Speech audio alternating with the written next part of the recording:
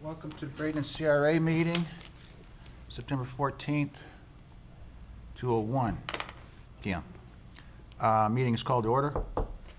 We're going to change the consent agenda for a minute. Basically, we're just going to do, the consent agenda will just be the minutes. Chair, we have item number 2, citizen comments. Oh, I'm sorry, yes. Got ahead of myself. So anybody from the public that would like to come up and speak under citizens' comment, not on the agenda? Citizens' comment, not on the agenda. Moving on, back to the consent agenda, which is just the minutes from the May 25th CRA meeting. Looking for a motion and a second. Question. Yeah, I understand you pulled B, but. we're gonna talk about it. It's not gonna be on consent. Oh, it's not gonna be, okay. Yeah. I thought you meant you just pulling it, period. No. Hey, are we required to talk about this Yeah. before No. next week? Okay, got it. Yeah, that wouldn't look good to put it on consent. I didn't catch that. Move to approve consent agenda item A. Second. Okay, it's motion and a second. All in favor, please say aye. Aye. Opposed? Motion passes. Thank you.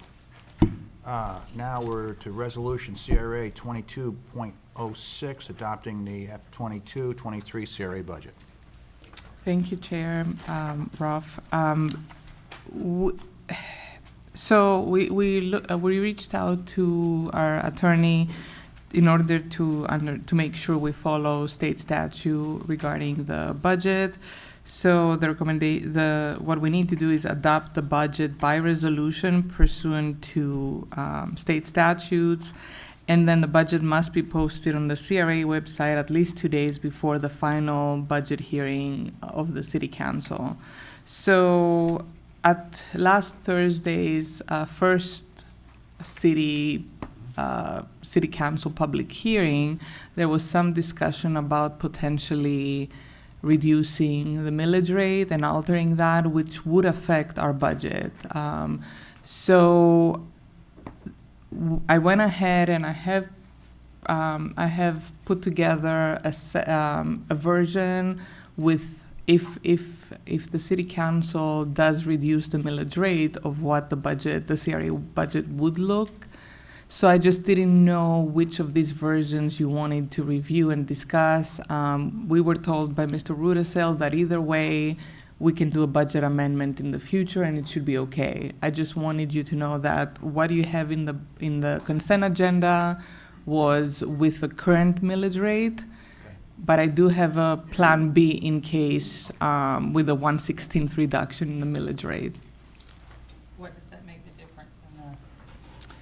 It was different by CRA, but it was anywhere from 6,000 to about 25,000. So then I tried to just, it reduced our revenues by that much, and then I would reduce, the same amount in the expenses. And I normally took it out under our projects and grants.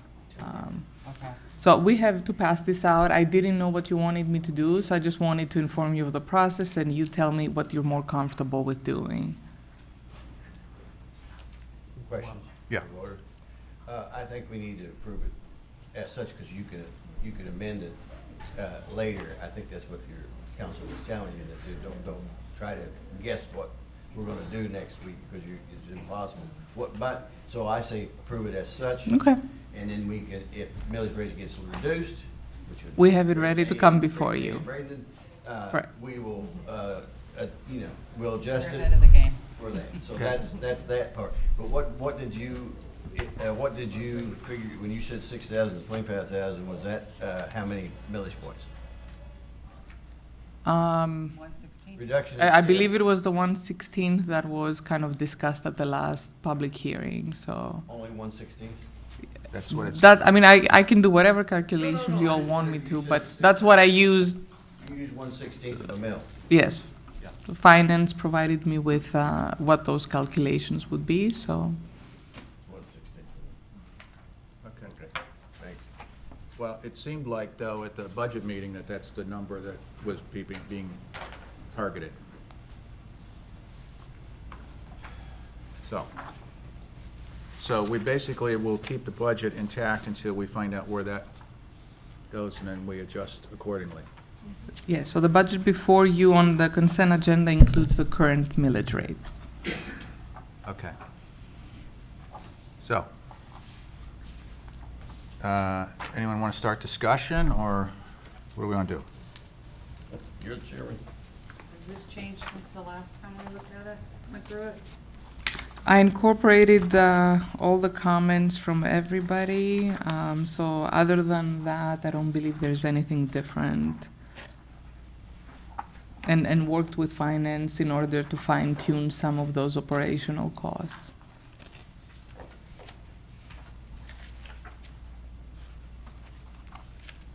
I don't have any problem with it. Okay. I make a motion to approve the budget as presented. Looking for a second. Would it be the resolution CRA 22-06? It's resolution. Resolution, I make a motion for resolution CRA 22-06, adopting the 22-23 CRA budget as presented. Second. Okay, that's a motion, a second. All in favor, say aye. Aye. Opposed? Thank you. All CRAs. A, guidance on Mineral Springs Park Public Art RFQ. Hi. So I'm happy to tell you we've got our very first RFQ for the public art in the Mineral Springs Park before you today. So I have 3 questions, but I wanted to just give you guys a little background on this. First off, we decided that we would do an RFQ as opposed to an RFP. And the difference in those, an RFQ is a request for qualifications, an RFP is a request for proposal. And in the public art world, because of the way an artist has to come up with a concept and everything, that's considered, the proposal part's not, the way to go. So we were going to do a request for proposal. So that's what, for qualifications. So that's what we're going with right now. So I have 3 questions for you. And the first one we're going to talk about is the budget. So if you'll take a look at the very top, total budget. So I was told when you're looking at how much to use. Back to the whole RFQ versus Oh, yeah, sure. RFP. So you're just picking an artist, you're not gonna know what they're planning on? Well, there's a whole process, and I'll tell you about that in a minute, how the RFQ works. Okay? Okay. All right. All right, so on the budget, a rule of thumb for when you're deciding on how much to pay on a piece of sculpture, you look at the total budget of the construction cost, and the Mineral Springs Park was $4.8 million. So a rule of thumb is 2%, which is $96,000. So that's why we've got the up to $96,000, and then for the up to $350,000, we may put 1 to 3 pieces in. So the way we're looking at this is we're looking at artists that could be artist teams, and we want to make a cohesive look, between these sculptures. So it may end up being an artist teams, and they may have more than one. So we're leaving that kind of open. So that's why we left the budget like that. All right, so. And Mrs. Farmer, just to clarify to the board, when we say we mean the Public Art Advisory Board. So Right. all this was vetted through them. Right, thank you. All right, so the process, how we're going to work this is we're going to start out with purchasing from the city of Bradenton is going to do this through Demand Star for us. And so as soon as we're done, looking at this, it will go to them, and they will take this information. It won't look like this because they'll take it and make it work in their system for us. And then everywhere else I'm going to put it will be what theirs looks like. So everyone will have to register in Demand Star. So it starts out, so how we're going to do this is all of those will go into Demand Star. They will provide us packages in the end. There could be, we don't know how many there will be. You know, there could be hundreds. It's going to the United States and the Bahamas. And from those packages, we have a selection criteria. And so from there, it reduces down to who's actually qualified. So we're looking for the qualifications in the beginning. And so from there, we go to reviewing all of the ones that are qualified, and it could be up to a full day actually trying to reduce this down to the semifinalists. So the resumes, their statements and websites, all the information, pictures, you know, of the former work or the work they've done. So then from there, we will choose 3 finalists. And then from the 3 finalists, they'll come in, we'll pay them a stipend to design the design that they want to. Then they'll come in and do a in-person presentation to us. So, and then we'll give them also a travel thing. So I'll tell you about that in a minute. But the first question, this is our first RFQ. So we kind of want to get a template, for lack of a better word, of how we're going to do this. And so as the CRA board, obviously you're the final say, you know, what art goes in there. So there's the first day where we're all going to be looking at the art. I think we might even try to do it in here so that everybody has, you know, access to looking at the art. But anyway, so the question is, well, let me go to the next stage and then we'll go how that works. So then the final selection round, that will be the 3 artists that we were just talking about and paying them a stipend. So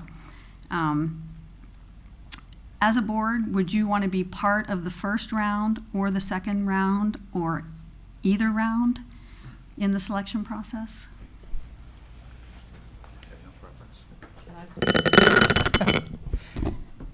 My understanding would be, I mean, we've got these people that are volunteering their time on the Public Art Board. Right.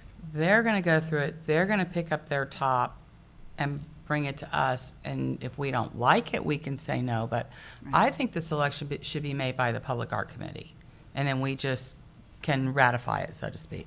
That's the way I thought it would be done.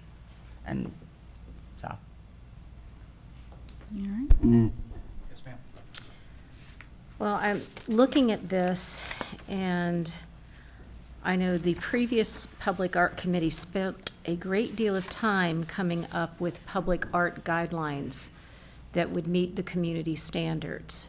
Okay. And I don't see anything referencing any of that information. Has this Public Art Voluntary Committee discussed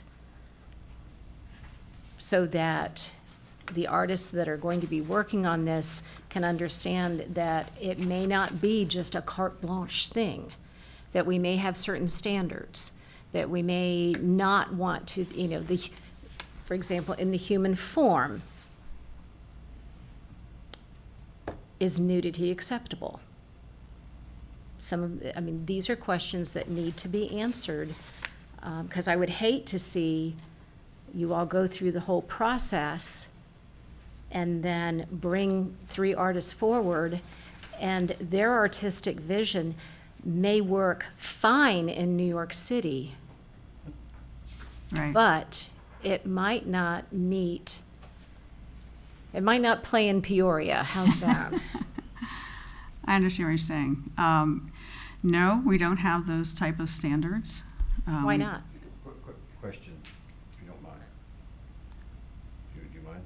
Well, I'd like to know why they have not discussed Well, I this. think it's answered. It says the historic elements with actuating nature, settlement patterns of Native Americans, freedom seekers, Angola, and pioneers in the Singing River. To me, that is the standard you're looking for. If they don't fit within that, you know, I disagree. well, I think that's their directive. That's my opinion. Yeah, but what I assumed is that they had put policies and procedures in place. I mean, I'm a little surprised that that has not been done. And there They should be do. some. They have. They have them? Yeah. Okay. And there should be something in there about, we don't want anything controversial. This is public art, it's being paid for by tax dollars, and we don't need to be making a statement, like she said, some things that are okay in the art world are fine, but not when you're using the tax dollars. And so we don't want anything controversial. We don't, we don't want something political. We don't want something that might be offensive to some people. I just, You know, I mean, again, I guess- in certain cultures, female nudity from the waist up is acceptable, and that historically, that's how it was. Is that something that we are going to feature in our park that is set up for families and children? Right. No, but we don't have that standard, so we should, like you said, put those standards in yeah, place. I think I'm thinking about in I- Sarasota when they had, remember the guy with the fists, and it said, I forget what it said. And it was controversial. I mean, it wasn't that bad, but, I mean, it was kind of gangsta. I just remember. And people didn't want, we don't want I that. just remember Sarasota putting those clowns everywhere, and they couldn't understand why people were upset at clowns. They didn't understand that there's a lot of people that have a clown phobia. Right. And again, I mean, certain Native American tribes, it was culturally accepted, particularly if you were a young mother or a nursing mother. And there's a lot of these things that we need to be sensitive to, but also sensitive in how it could be portrayed. Right. And I don't know if anyone could find the archives, because there was a great deal of time and public comment spent on what was acceptable in our community. Yeah, this is the And- first time I'm hearing of that, so I apologize. I think I gave you a copy of all that. I mean, we have what the previous board had, but other than high quality thing, like I don't recall. But I mean, we can add something. That's why we're here before you. If there's something you absolutely don't want to see, we will include it. The Public Art Advisory Board, their attitude was we don't want to be too restrictive, that they wanted to let the creativity go, and that's why they wanted it a little bit more open and let them see what they come back with. But if you all want to put some parameters, that it's your prerogative. I just want whatever's put in our park to be something that can support and unify all of the people in our community. I don't want to have something that it becomes not the fact that City of Bradenton has this world-class facility with public art. Right. It's this controversy over what was selected. So Right, we I would. understand that. We don't want that either. No.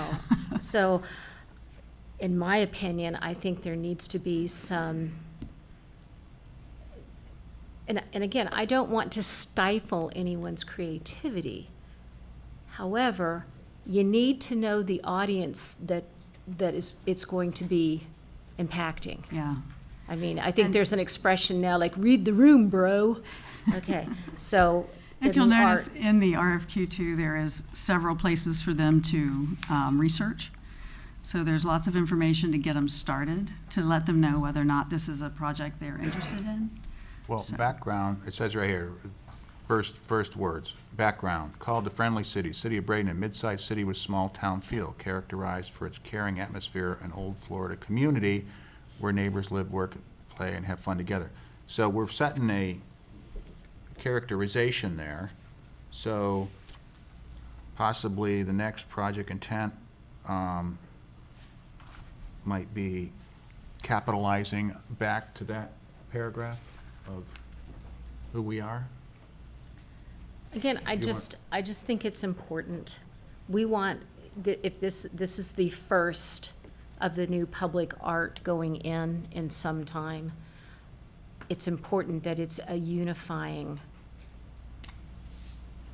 piece. I agree, and I'm glad you said that, because, that's a thing that way we can always fall back on that, on those standards. So, So, Okay. again, we might want to put, Okay. again, we are a smaller community. we tend to be a spiritual community, not a spiritualistic, but a spiritual community.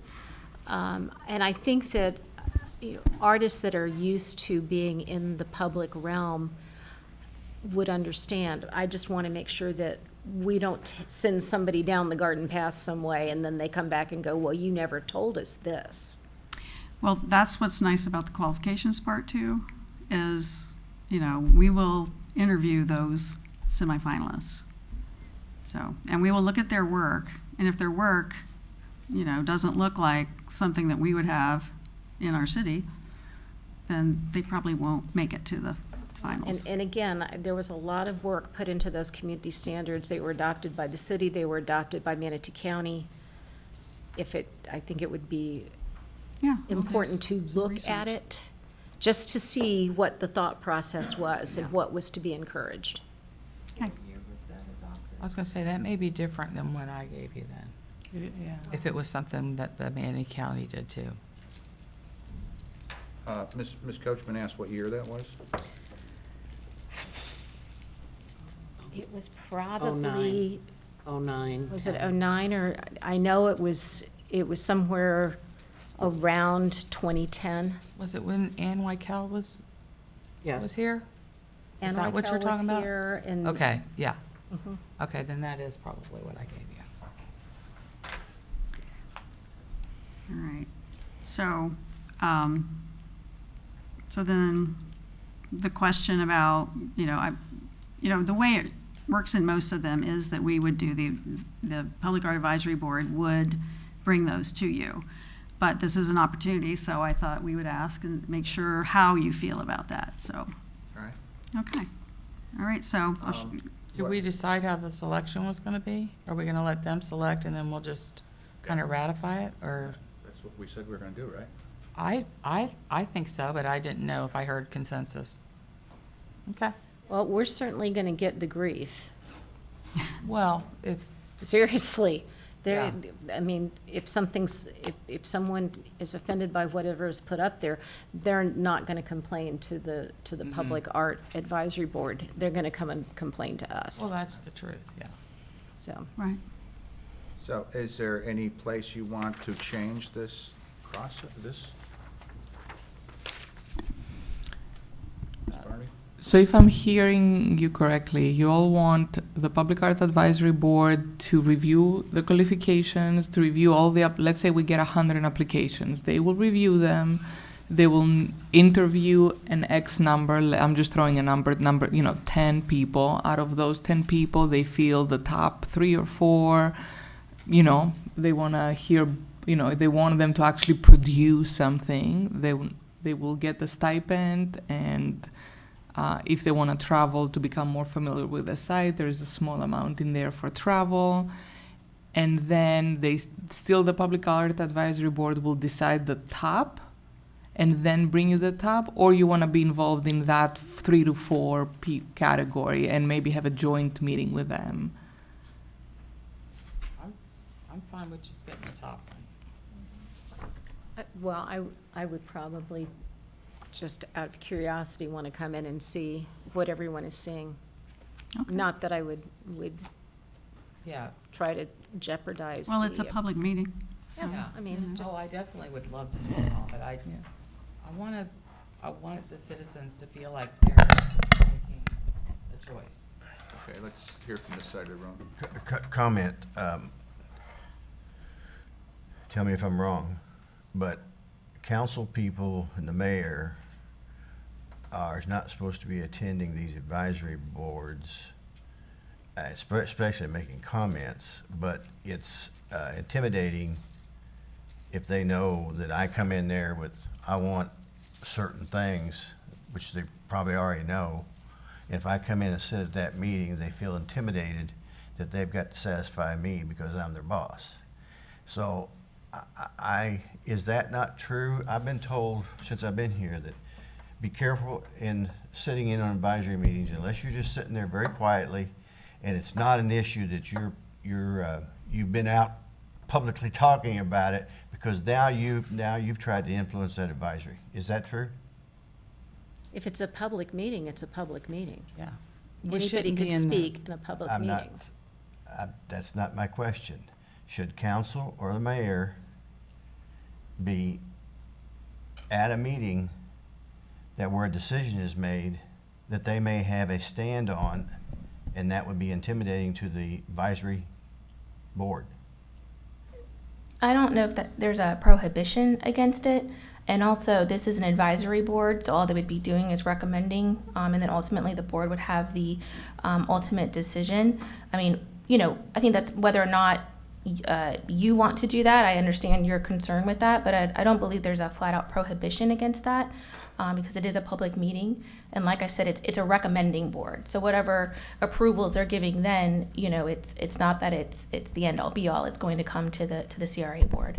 Well, here's the issue.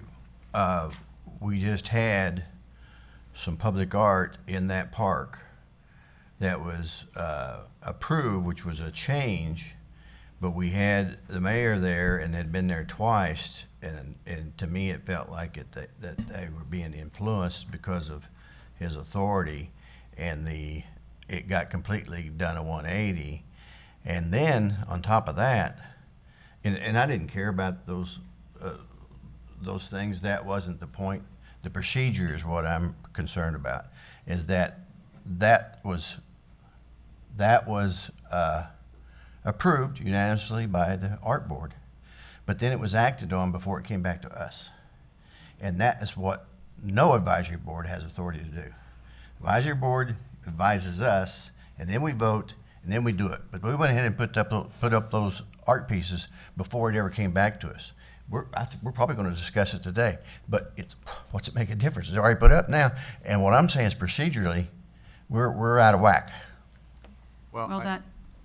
I could tell you, as a councilman, I've attended DDA meetings where I didn't speak.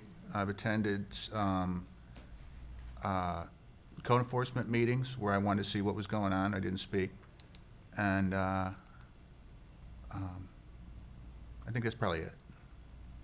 Well, I was just told that when I came in, that to be careful going to those. There are open meetings, there are public meetings, but we have influence, and if you know I'm particularly fond about certain things, I probably shouldn't be in that meeting because they're looking at saying, my boss is in here for a reason. So I don't want to intimidate him. I just think it ought to be a courtesy thing to the board that they make the decision, because I can always turn it down right here. I should not be influencing the advisory board before it gets to me. I have a vote right here. Well, as someone who's sat on those boards, we always very much appreciated having the people, Patrick or whoever was on council come. And actually, we liked hearing what they had to say. I mean, that doesn't mean that it would have changed anything, or it might influence, but I think it's all part of the process. I mean, I think you get a better product if you do have some input, so. Mr. Chair, Yes, ma'am. it is an advisory board. They bring it to us. We approve or disapprove. I have sat in some of the advisory board meetings at Central CRA, and I'm very cautious if I speak. It's just to kind of confirm something that we're trying to reminisce about, because I know the area. So I try very hard not to ever sound like, this is what I want, that kind of thing. But it is an advisory board. We've trusted and selected them. They dwindle it down to 3 or whatever small number, and then we get to say yay or nay.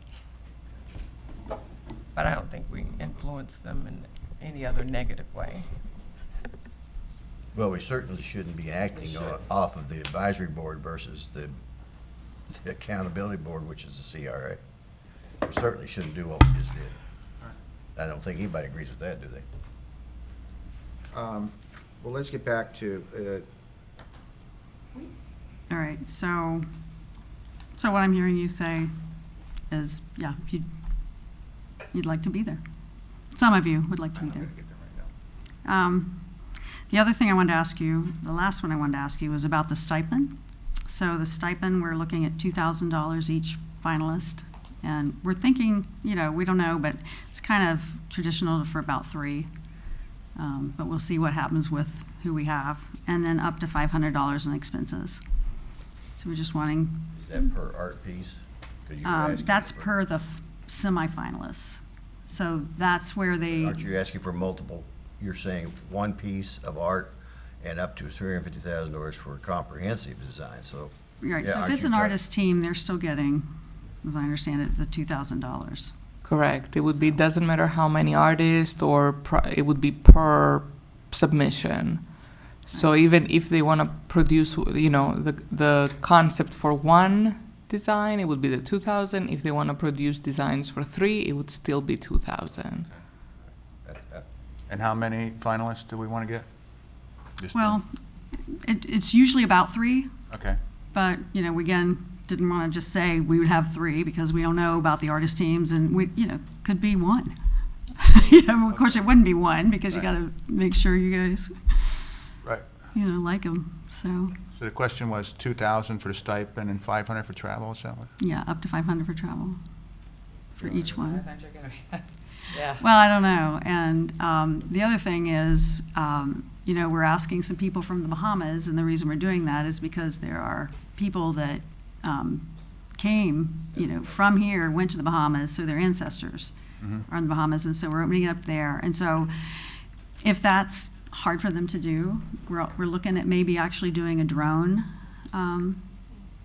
video of the park and also then zooming them in to see if, you know, we can interview them that way. All right. Okay. So those are my questions to you, and I think, what'd you guys think of the stipend? Stipend okay? Good to me. Only thing I might suggest, and we'll see if others opine to it,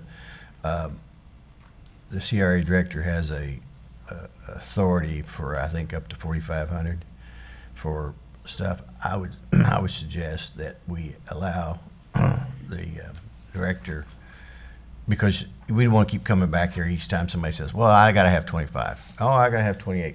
She would have the authority up to $4,500, including travel and stipend. Based on, put it out as 2,000 and 500, but if somebody comes back and says, I need 3,000, not 2,500, you would have the authority to go ahead versus bringing it all the way back to us.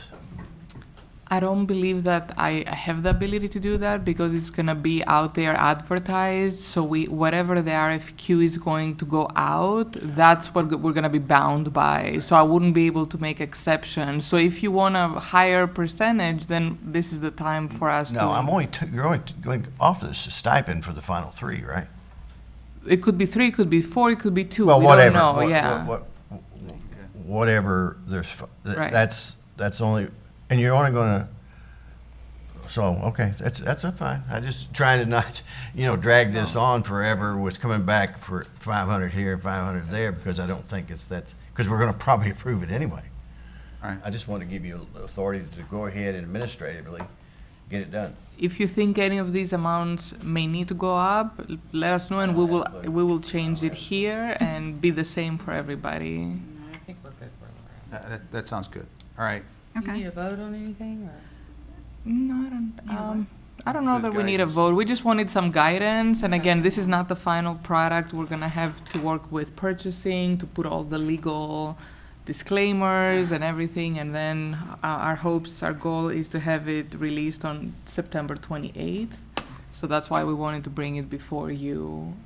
And the Public Art Advisory Board, I mean, I just have to say, they're just a bunch of very creative and committed citizens, and I've enjoyed working with them. We have one of them sitting in the audience, but I think they're very excited about all this and about the ability. It's been a while since we've created a piece, so I think this is just wonderful opportunity, and our goal is to have these here in the chambers so that whoever wants to come, it will be a live meeting for other people to also experience this. Okay. I just have one more update for you. So yesterday, we confirmed that the mural We've looked at other places. We looked at the Manti Players. That didn't work. We looked at the city, at their like water tanks. Those didn't work. So at the moment, we're going to have him store them for the up to 3 months and look a few more places, see if we can make it work. But they're going to come down on Tuesday, Okay. September 20th. Okay. So, A question? yeah. Mr. McClellan, we have some property right close to where the new fire station is going to be built. It's given to us by the FDOT. It's been told to me that it's not buildable unless you bought the houses behind it. It's excess property, I believe, and it's probably plenty big enough. Why couldn't we take that art and panel it with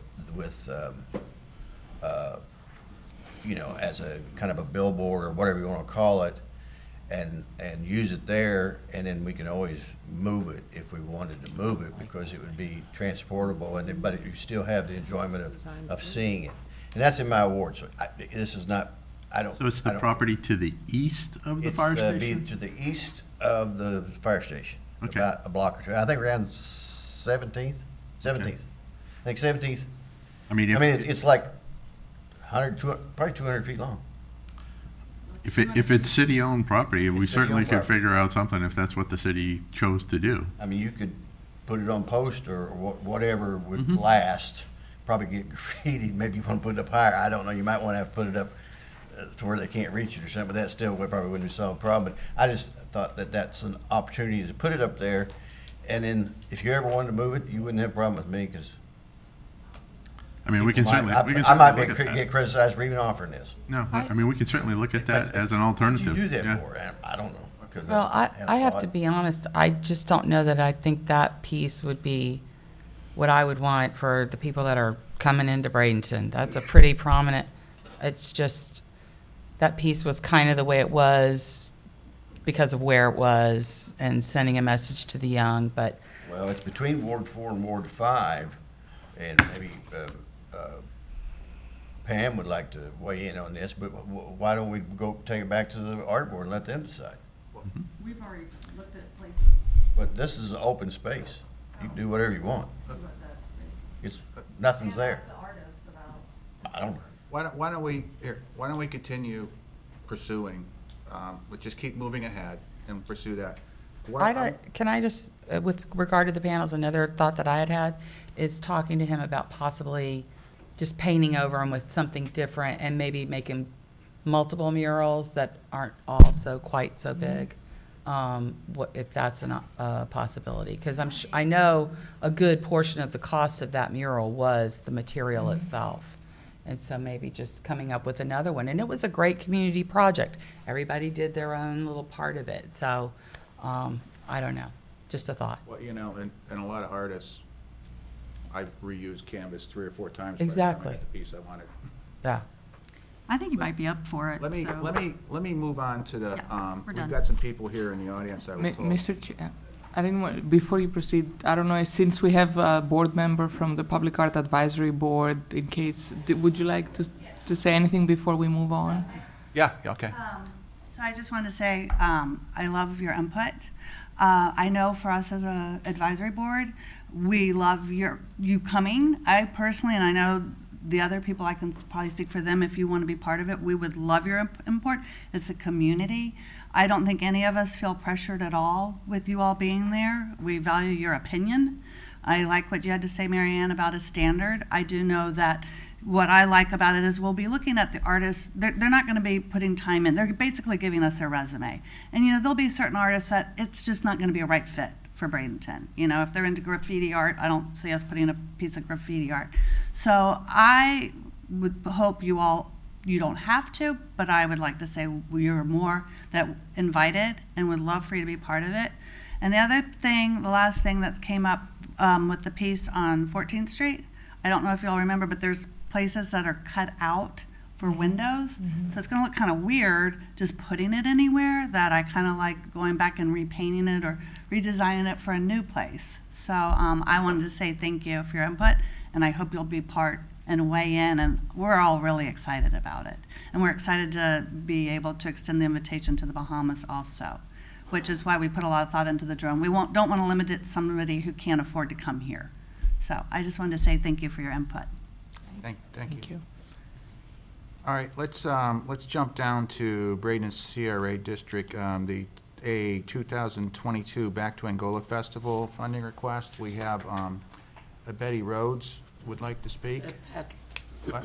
Is that a citizen comment or? This is a citizen comment that is not on the agenda. Oh, I'm sorry. What? Unfortunately, when they got here, we had already gone through okay. citizen comment. Yeah.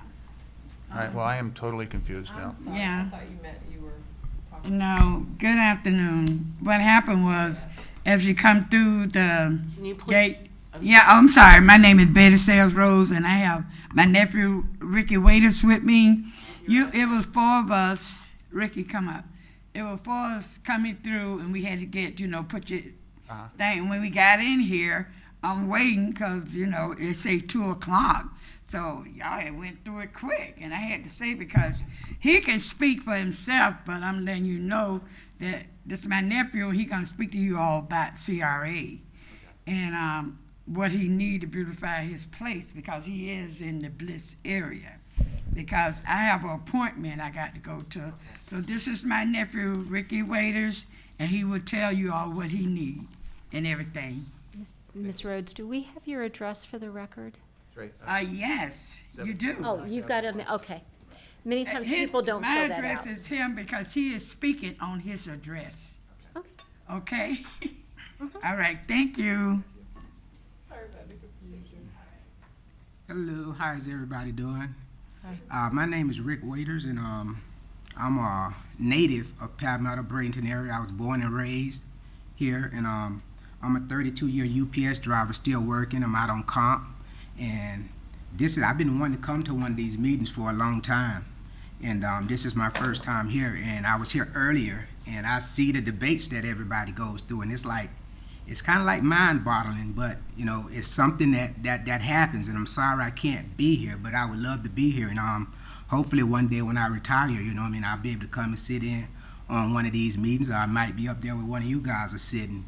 But my issue is I've been downtown for like 20 years, since 2000, and I had a predominantly kind of black nightclub, Club RJ's, that had a lot of problems, but I was never the problem. And now I want to turn I turned it into like a venue where you can come and have any occasion, and I want to grow with what's growing in Manatee County. And like I was in here hearing like they got funding for like someone's getting like $1.4 million, and I'm like, wow. I mean, I've been in business 20 years and I haven't gotten a dime. And I went to a city council meeting, and my name was brought up, and it was more so like, all of a sudden my name is being brought up, but I've been in business because I was in that meeting, somebody running for a certain official job or whatever, but and I was like, but these guys they know me, they know I've been in business, and never once have anybody came and said, hey, this is what I got. Now last year I saw the CRA thing, and they were doing like $2,500 for upgrades to better the community or whatever, because they're building right around me. But like I say, I want to be a part of, if there's anything that you guys got given out. And I spoke with Miss Karen, Yes. and this is my first time really speaking to her, other than I dropped off something, but she set something up to meet, but I never got a chance. But I can have somebody to come in and advocate for me. But I want to grow with what's growing around me, you know what I mean? And whatever I need to do, I would do it. But if there's any fundings out there, you know what I mean, that can help me out. I'm on comp right now. I think I go back to the doctor on the 20th.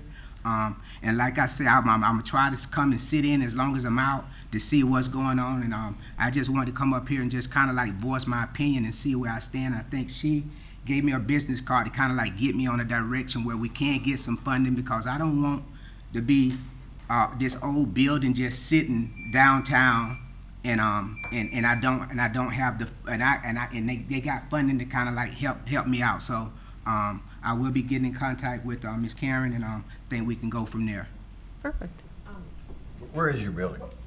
Downtown Bradenton, over by the Ice House, right behind the Blood Bank, 720 9th Avenue. West. The old Lido one? Yes, ma'am. What are you thinking about doing? Well, actually, I done turn. We're not open only for like venue. I done had like a baby shower. I done had like a family reunion. And, I'm sorry, I didn't mean to interrupt you. Go ahead. no, but that that's pretty much any occasion. You know what I mean? But I wanted to be diverse. I want to get a diverse crowd up in that area, and if it get to the point where we can make it look better, you know what I mean, and that's the whole thing, you know what I mean. I don't have the funding to do it all, but I'm beginning to remember maybe something said to me almost a year ago that you might have been at that time thinking about an upscale cigar bar. Am I remembering something? It was a lot of stuff kind of like tossed around, but I done outgrow the bar thing or whatever, and I just want to kind of like do more of a venue. Because it don't require you to be out late, you know what I mean? I want to have it closed down by 12 o'clock. I mean, in and out of there. Okay. My apologies, I thought. That's all right. I would You got say, your business plan and come back?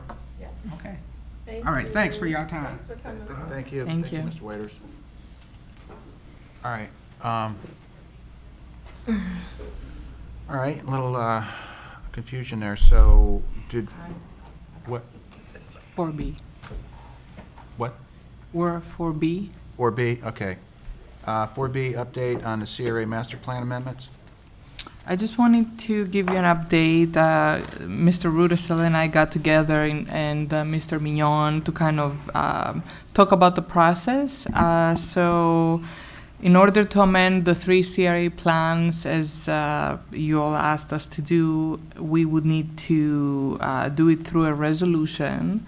So at the next meeting on the 28th, we plan to bring that forward to you with some wording as to what it should say in each CRA plan. And then after that, it has to be scheduled for public hearing before the city council. So we're looking at probably both meetings in October. And we also need to do advertising requirements on the newspaper, as well as let everybody, all the taxing authorities, make them aware that this is going to take place.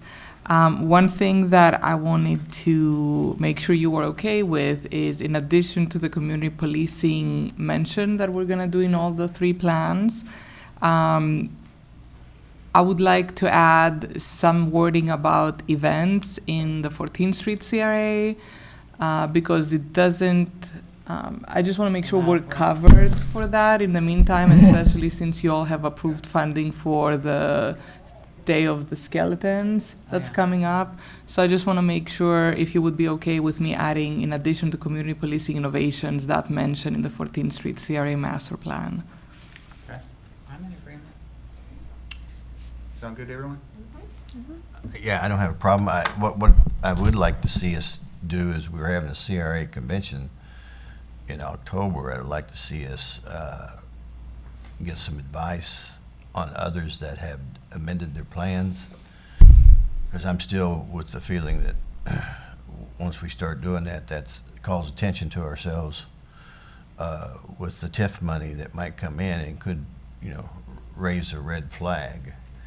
I and Mr. Roth are certified in that area, and I haven't had time really to research it, but I've always been told, be careful amending these plans, or I'm certainly not increasing them. But so I want to be very careful, and it looks like we're focused on amending these plans for one purpose, and that's concerning to me. That if we're going to amend the master plan, we need to workshop this and have multiple things that might need to be changed. If we can change it, then we might want to, just for example, like you just said, events, maybe some other stuff.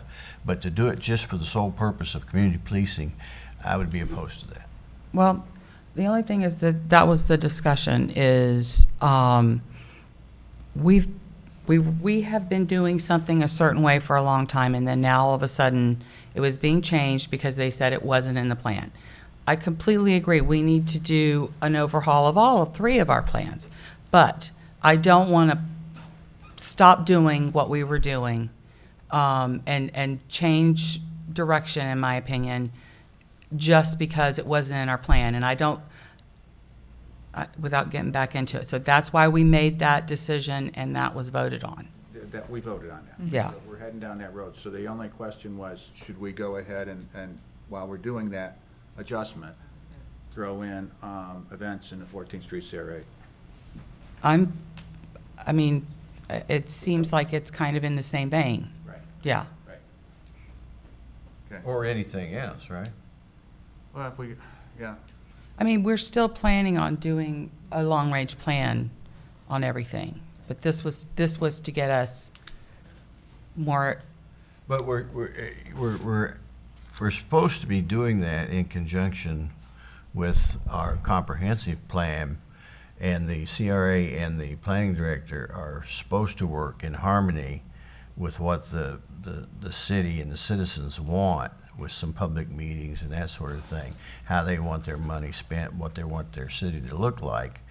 And we haven't done that, and we've kicked that football down the road till next year. I don't know why we're rushing this, except for we've had the request. But we voted on it. We had a discussion at the last meeting. And voted on to do what? To go with. To go ahead and add into the plan, To make it- community policing. So, The same language in all three. Well, it's already in the central CRA, I think it was. We're gonna make it very make it very clear, clear. Yeah. So this is more, in my opinion, it's just more of a house cleaning, because we've been doing this for a while. we voted on it. And they can be, and just if I can ease your concern, I have spoken to the president of the FRA, and and it was brought up also at the last conference in October that if you're in an unchartered county, the process is a bit different than in a chartered county. So if you're changing your boundaries, or if you want to change your timeline, then it does become more worrisome than just updating a plan in order to meet the needs of your community. But this request was fairly large, $2 million. Well, We already had the vote. So, yeah, we voted on it, but also, we were advised originally by FRA to not do it that way, and then FRA changed their opinion, and I just follow, they're the experts, I just follow what they say, so, And when the three of us took our training yeah. last year, that's what we were told. We were told that we needed to be changing our plans to be able to roll with the punches, so to speak, and start addressing these things.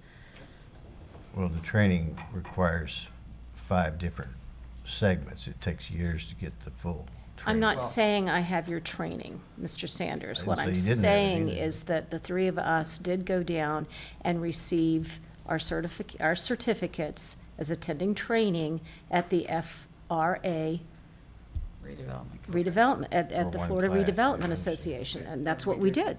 Right, and we voted on it, so if everyone's comfortable with, I think we and need the to. events too. Yes, And- I think and we need to you're move still- on. You're still gonna move forward with the big plan. Yes. Yes, actually, I met with purchasing, and we already, I have about 7 pages worth of an RFP, so it's very detailed. It's almost ready to be released, so we're moving forward for that also. And also, Mrs. Singer and I have been communicating to talk about more about the form-based code, to talk about the comprehensive plan, and actually I've invited her to be part of the committee that selects the visioning consultant, because we want to see if we can do a synergy between all that. So there is cooperation between the planning department and us, and hopefully we can move, concurrently on this.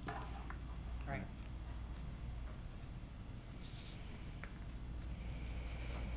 Okay?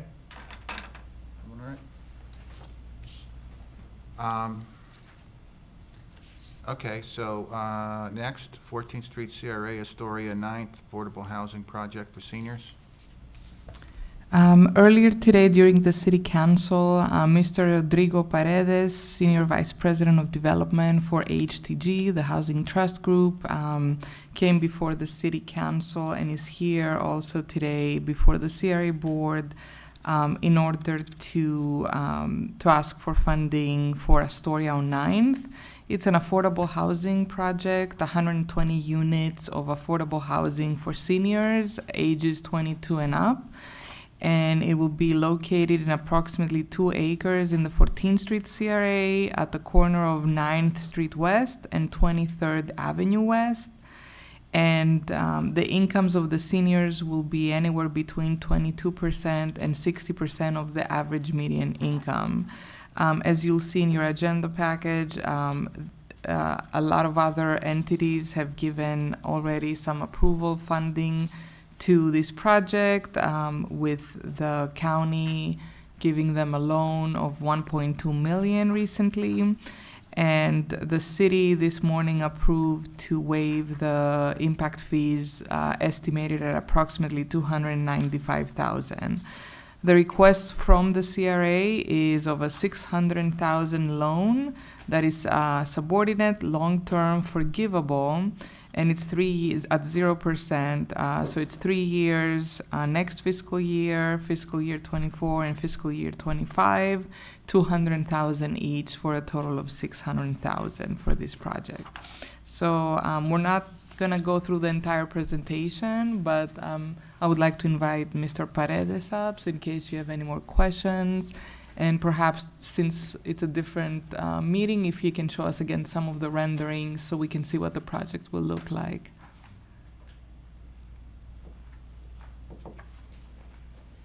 And we have it already up there on the PowerPoint. If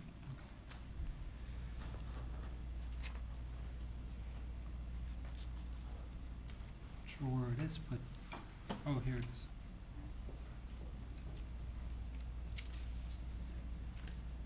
Yeah, I mean, hi, my name is Rodrigo Paredes, Housing Trust Group.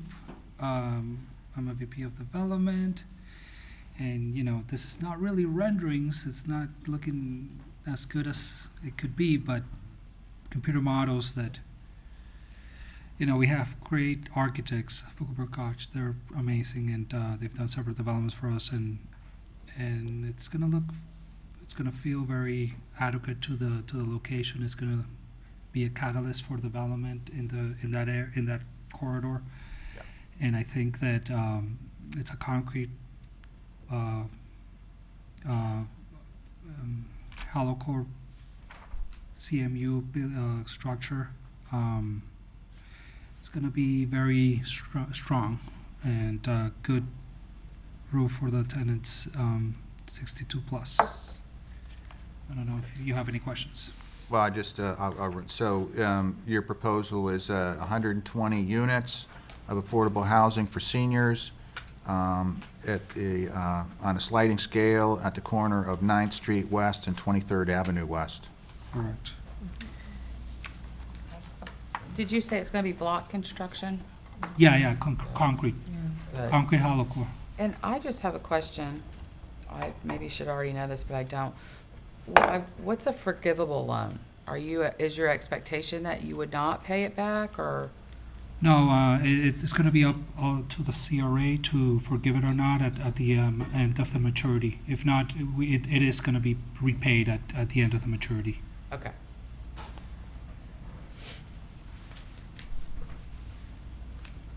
All right.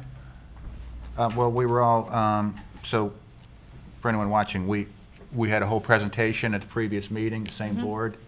So at this point, our request is for the loans. We've already approved the impact fees.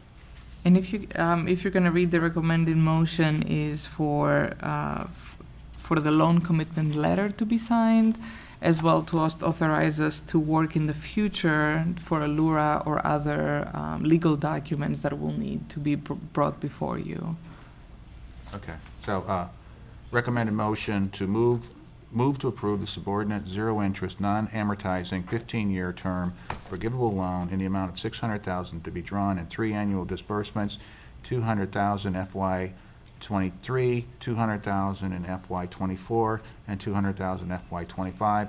Authorize the CRA chair to sign the loan commitment letter, and to authorize CRA staff and CRA attorney to prepare additional legal documents to be brought before the board in the future. Was that a motion, or you're just reading I it? just read it, so. Yeah, you need a motion, not Yeah. Oh, you need me to. Motion. No, just, the motion. He So can't you make the a motion, he's chairman. I just read I it. don't think the chair can make a motion. I don't think the chair can I make didn't, I didn't make the motion, I read it. He was because just I reading heard- it. He's just reading. But I think Mrs. Coachman's gonna make it. But he was reading it, so, okay. Mr. Chairman. Yeah.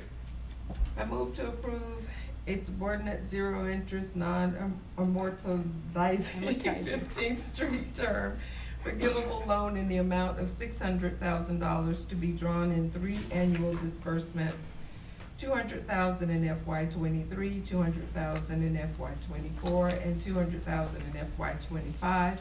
Authorize the CRA chair to sign the loan commitment letter, and authorize CRA staff and CRA attorney to prepare additional legal documents to be brought before the board in the future. Second. Okay, motion and a second. All in favor, please say. Aye. Aye. Aye. Opposed? Thank you. Thank you. Just want to say thanks to everybody. You know, this is such a need in the name of the future residents. Really appreciate it. Thanks so much. Have a good day. Thank you. All righty. Now, we are finally down to the CRA back 2022, Back to Angola Festival funding request.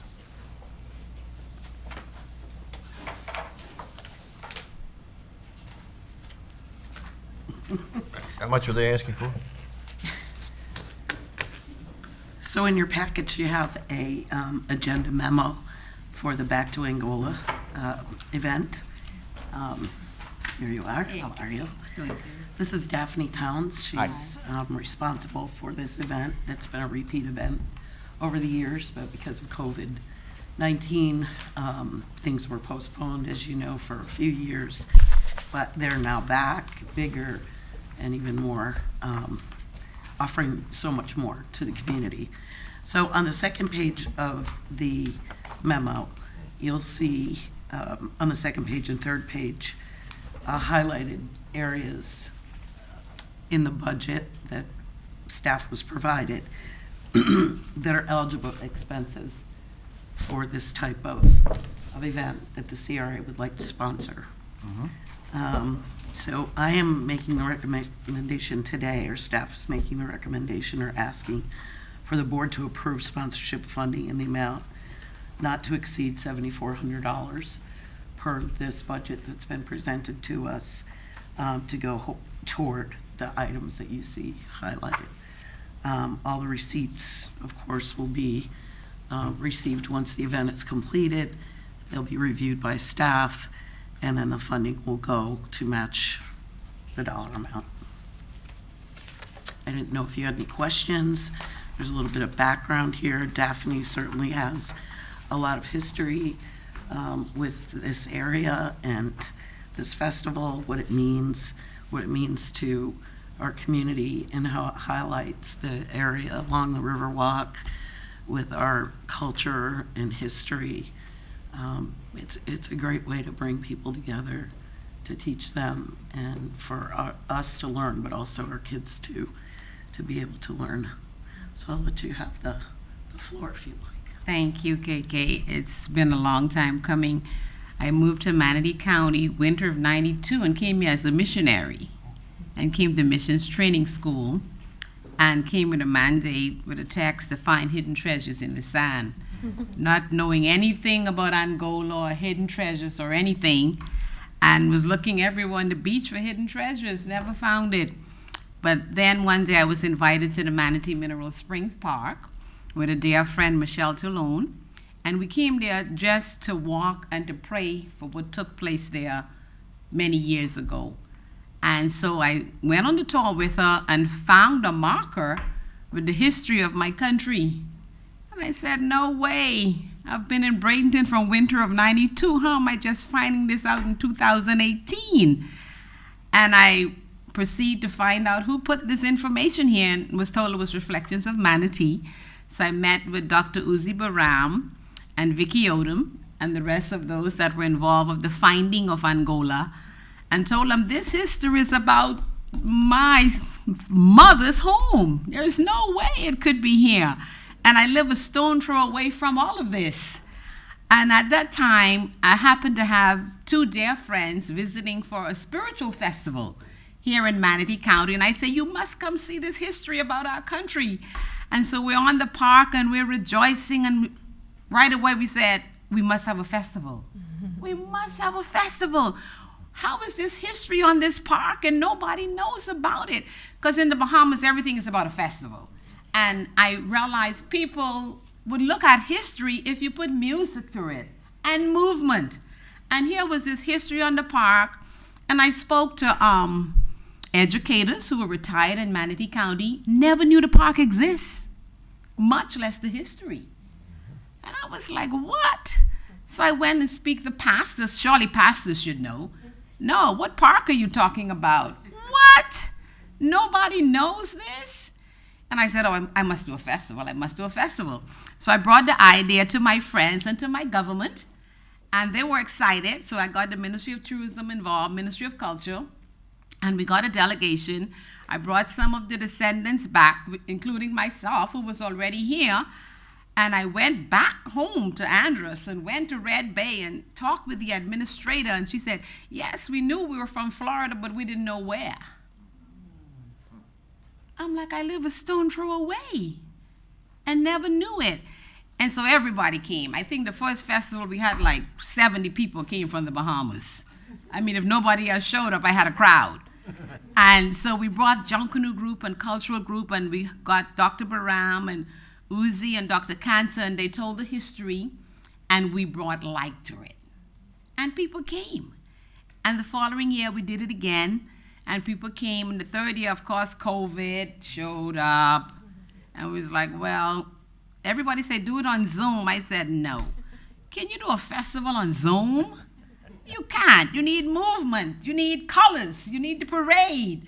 And so we put it off, and this year, we're back, bigger and stronger, and we're saying support us, and we want to make sure this history is taught in the schools. We're getting the schools involved, so we want to make sure it's taught in the school. And after this festival, we're not only going to wait for the festival, we're doing community meetings, and we're going to have ongoing events throughout the year to highlight this history with the shared history of Manatee County and the Bahamas once again. And just a short story. Now, in the 50s, my dad lived in Newtown Estate. I was not even born. I was born in 62. My dad came home about 65 and came home back then. They came with big trunks of everything. And he said, I can't stay. I have to go back and do jury duty. And I cried. I was a little girl. And I cried. And to see that we're coming back full circle with another group of Bahamians coming back to the region where our ancestors once lived. And we're excited to share the history, and would hope you would all come to the Back to Angola Festival, October 21st to the 23rd. It's going to be great. You don't want to miss it. Chairman. Thank you. Thank you. Mr. Chairman. Yes. Obviously, I support Reflections in this area very passionately, and I'm in favor of this, and I'll make a motion to do this, funding for this, because it's been overlooked for too many years, and I know until I got in office that it was neglected by whoever, and now's the opportunity to, because it's going to become a big part of the history of this new Riverwalk and park. And so I think you're going to see a lot of interest in it, and I think the city needs to support this in any way and with funding to improve it, because it's a historical area, and it also is a nonprofit that needs some help and assistance to, protect our cultural history. So I apologize for the past, but I'm telling you what, I'm on board for the future. So I'll make a motion that we approve this. There's a recommended motion. You want, okay. Any more discussion? More discussion. I just want to say, I had the opportunity while they were excavating the area. I went out there and there's a reason why you were drawn here. And there's a reason why I felt something too while I was on those grounds. So looking forward to it. So happy, so happy, so happy. And hopefully maybe the Public Arts Advisory Board will kind of look into some art that represents that as well. One other Sorry. comment, if I may. Too much discussion. I was going to be baptized right there last Saturday. So God be with me. He protected me because you know what they caught there a few days before? About an 8-foot shark. So thank God it rained. And I'm now going to get baptized at the, not in the pool, at the beach. There's no sharks at the beach. Well, no, but Not that shallow. Not that shallow. Right. This was caught right where those pods are. I gave the picture to Jim McClellan.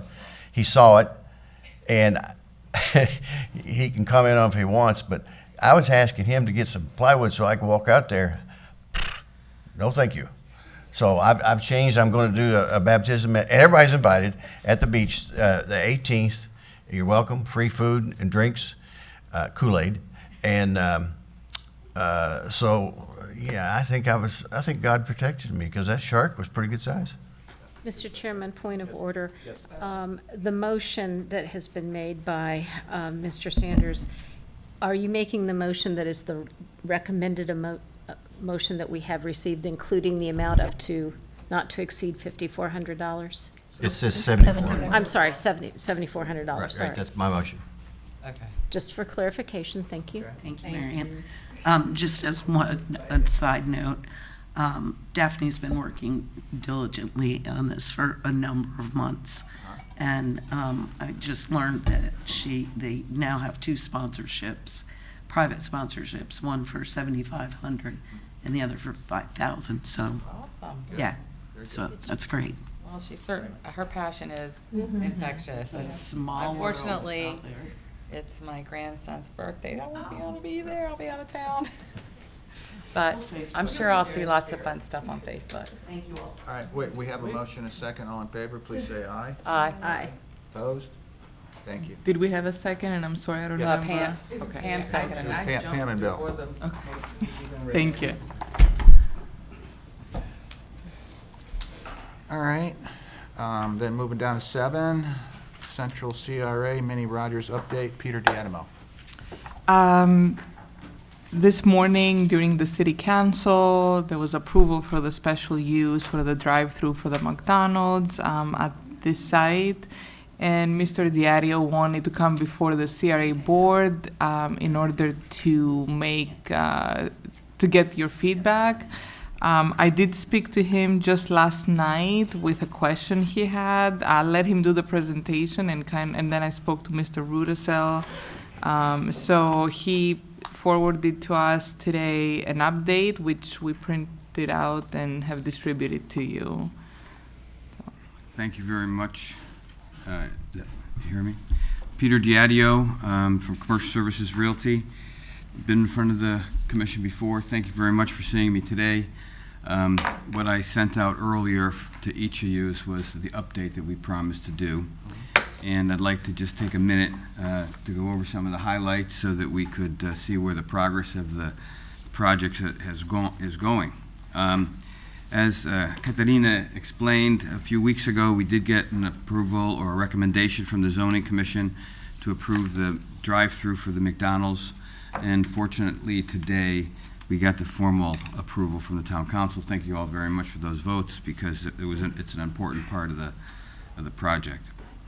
A few meetings ago, you gave us the approval to approach Family Dollar and Subway as an alternative tenant list for the food store that we previously proposed. And if you don't mind, I got a little sketch I'll just put down here so that our, I think, can that be seen? Yes. Yeah. Okay, so it's a hand sketch, but it's here so that I'm going to request a couple things from you so it's easier for you to understand what I'm asking. The recommendation to move forward with Family Dollar and Subway is really moving along quite well. We've met with both, is it upside down? No. Yeah. Both Family Dollar, their real estate director, their broker. We've traded several letter of intents, and we're far along. There's a little problem with rent, but that's what Family Dollar is about. Family Dollar and a Dollar Tree combination store. So they will more or less, let's say, be the anchor in this 20,000 square foot box. 20,000 square foot box, originally 25,000, 5,000 upstairs, was designed in earlier meetings and in earlier progress for a single tenant food store. And with the recommendations that that's not the preference of the council, fortunately, you gave us the okay to approach these other tenants, Family Dollar and Subway, and we're making terrific progress with them. I expect to have signed leases with them soon, and we're modifying our approach to a site plan application, and our team will be ready to submit that shortly to town staff. My request today is we have some other tenant interests, and I'm just going to put my pen down here. So I think you guys can see that this is the 20,000 square foot box that you gave us.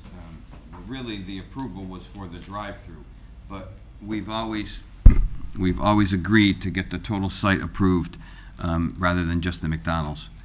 And so this 20,000 square foot box that was formerly the Ideal Foods is still on our site plan. So how do we make this work for alternative tenants? Well, this portion of that box, 10,000 square feet, is earmarked for the Family Dollar Dollar Tree. And they are okay with this concept. Again, like I say, there's a small difference on rent, but I think we're going to overcome that. And part of the way that's going to work out is, what do I do with the second 10,000 square foot box? And what we'd like to see is shops. Subway, which you've already approved, Subway is considering either this corner or this corner, and it's still up to discussions between the franchisee and the real estate director. And what we've promised them is a pickup window, which is not a drive-up window, it's a walk-up window. So someone can park in their car, either order on their app and walk up without going inside the store and get their food, in addition to a patio kind of seating area with awnings, and so that they could either sit down and eat their sandwich or they can take it with them in the car. And again, the sense of place and the concept of a neighborhood type shopping center starts to bring this new concept with multiple tenants a little closer to a reality. But again, the smaller tenants, of course, is more work, bathrooms, front doors, different air conditioning requirements, but they can afford a little more rent. And the average of the shop space and the average of the Family Dollar space allows the project to become successful. So what we'd like to ask for is, we are discussing, and you'll see this, we've talked about these same kinds of tenants along the last several updates. But there's one, Tamale Dental Care, which is more or less like an Aspen. They've got like 9 locations. They're interested in Bradenton, and we would like to pursue them because I expect they'll go in one of these spaces. In addition to tamales, I know I'm not saying it right. It's not tamale. It's Tom-ality, but I can send along to the council their webpage and their other locations. I think they have 9, but they're a good company. The next use that we'd like to see in this shopping center is personal service, Supercuts or Sports Clips. We've approached them both. We haven't got yes from either one, but I believe we will. I think Supercuts is a little too close. Sports Clips, I think, is very viable. We have them both in other shopping centers of ours. So we think we'll be able to move forward with one of them. Now, there is a local tenant that we've visited that would like to be there. My preference is the better credit, but it's a hairdresser, I believe, is what we're after. And the better hairdresser that we can get that will service the community better will be the target we're after with the CRA's approval for that tenant type. Of course, subject to a lease. I'll bring you the lease to bless again when the lease is signed. But to have direction on how to secure that lease and do the work in order to do that lease, which is site planning and building planning and negotiations, it's long, tedious, and costly. So we'd like to get that direction to be sure that those tenant mixes are within your quiver. The next one is the quick service pizza. It's because the Subway, I don't want to have another sandwich, but quick service pizza, Papa John's, Little Caesars, is our target. Again, the community shopping center kind of concept, so there'll be variety for the neighborhood to shop at. And again, these size tenants, fit in this 2,000 to 2,500 square feet store. So that is my request as far as tenant mix goes. And as I would appreciate, we've done in the past, and thank you very much for the Family Dollar Subway guidance. And I'd appreciate this group, if you're willing, to give me that kind of direction so that we can pursue these tenants for these shop spaces.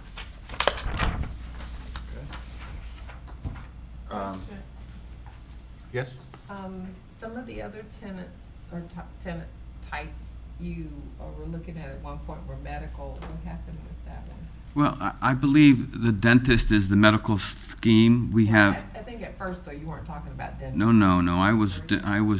Our original tenant was 17,000 square foot Manatee Memorial Hospital. That's okay. Yeah. I couldn't. Yeah, which would have been a great tenant, but we just weren't able to make that work. And that was the two-story building, that was their floor. I was just asking. Yeah. But also Judson Family Chiropractic wants to come in now. I never asked permission for that because it's still tentative. He wants to come down, he's opening a store in Venice, this is his next step. I'm not positive he's gonna be ready in time. That's still a possibility, depending on how quickly we lease. So if I get the right direction, I think we'll be mostly leased. And if there is a vacant store, I'll ask for the formal request to accept them if they accept the lease. They're a great operator as well, but like I say, Venice is not open yet, so their timing might work. But we're trying to accelerate this now because our tenant lineup is changing with the different directions that we've got from this council, and we're having some forward progress, and we'd like to continue with that.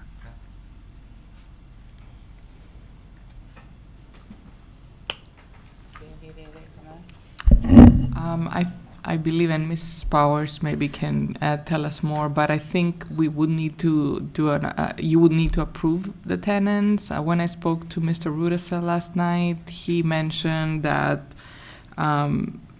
it shouldn't, his recommendation is that it's a specific tenant that you approve, not the concept of a tenant. So instead of saying move forward with a hairdresser, if it is Sports Clips or Supercuts, but I don't know if you have anything more to add.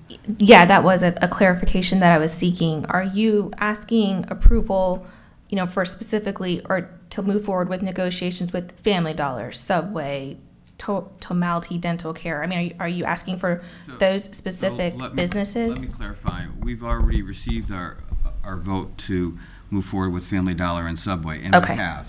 Okay. And so that while there's not a lease signed yet, Understood. We're pursuing it. Okay. And so now the request is these alternative tenant types. And so, again, if you approve Supercuts and then I don't make a deal with Supercuts, Well, what do we do? So, the Supercuts and Sports Clips, how much different are they? They're so very similar. And again, certainly we'll bring the lease once it's signed, and you can approve that as well.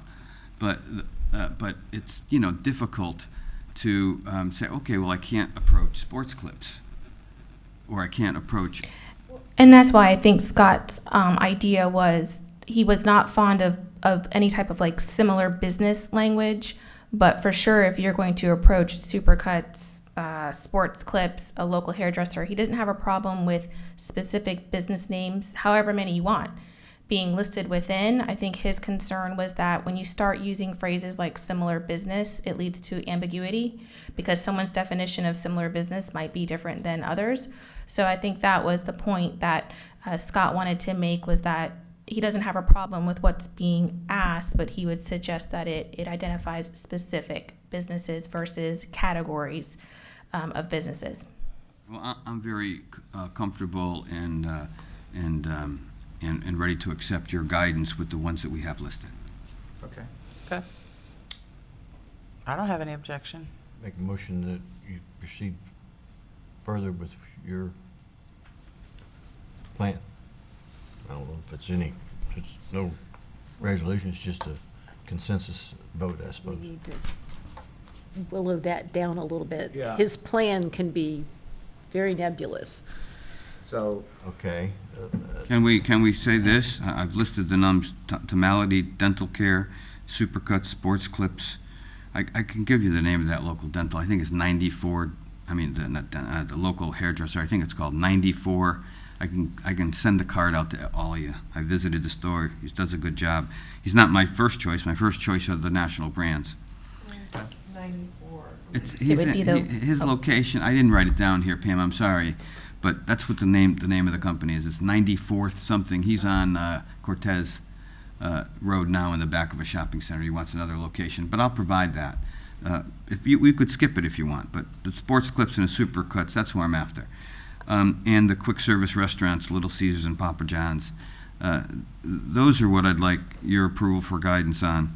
And then as that matures, we'll come back and ask for more if I can't make those deals. Do we eliminate Pizza Hut? No, I'm sorry, put Pizza Hut in there, sure. I love Pizza Hut.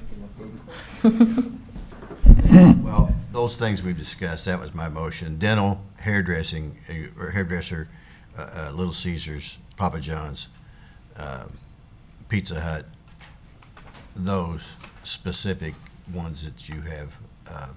okay. I don't want to make it so general that you can come in here with Understood, no Bill's problem. Pizza Parlor, because I'm not going to do that. Well, if CC's wants a spot, I'll come in and Well, ask. yeah, well, CC's, what if a local, we've got some local people that have pizzas that may say, hey, I'd like to have a chance at that too, because there's several around. No question. That you wouldn't want to be eliminated from a local retailer that we have. There's 3 or 4 of them in my neighborhood. They come up to you and they say, I want first opportunity. I'm a local guy. You want to be able to negotiate with them. I'll follow your guidance and handle it however you prefer. In fact, I'd prefer you negotiate with a local businessman, I'm sorry. I think we should be very specific in what we are approving.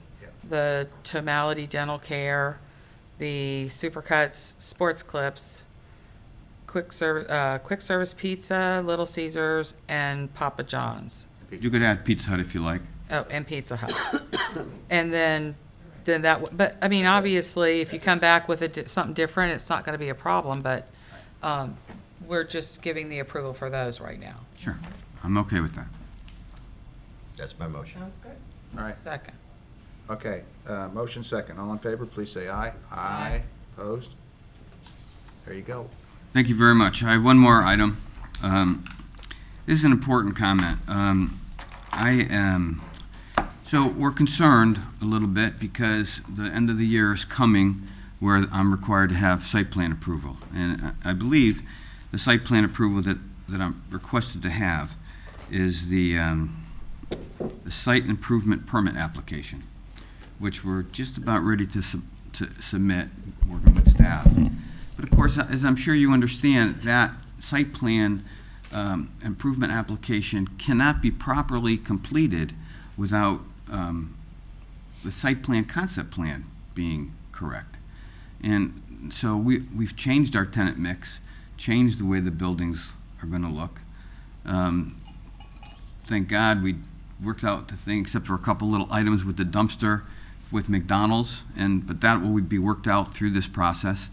But just as important as the way that building looks and how that parking works is that I'll need South Water Management ERP, Environmental Resource Management Permit. And you know, that is the timing of that is uncontrollable by me. It has to do with the state and the city meeting together on the site, reviewing our completed site plan, the one that's being submitted to the staff, and the FDOT permit. Now, we've met with them. They like our plan, but it's the same thing. I need a full, not a concept plan, I need a full engineered site plan because of stormwater management, the connections to the DOT's storm sewer system, and then I need some other permits with water and sewer as well. And all these are going to take days, and I'm worried that we don't have enough days to complete that. Remember, we've done some changes. I don't have a freestanding one-tenant building anymore, so there's changes that we need to make. And what I would like is some additional time to complete these tasks. We're making terrific groundwork now that we've got the change in tenant mix. Got that worked out. We're going to probably fill these other buildings up, or if not all of them, enough of them to move forward to build and to present this site plan, site improvement permit application. We have our engineers working on it. We have our traffic people working on it. You know, our attorney was here during your site plan. Now, we didn't make a presentation because your fine staff did a great presentation for us and recommended approval. But of course, all that background she reviewed after our submittals. So what I'm asking is for an extension on that time by the end of the year to get these approvals in hand. Can I make a comment and have Mr. McClellan come forward for the city? I think he can help with this to expedite it because he's very familiar with the property. Obviously, it's been a city property for 20 plus years. So, for too long? Too long, so he's glad to get rid of it. And so we've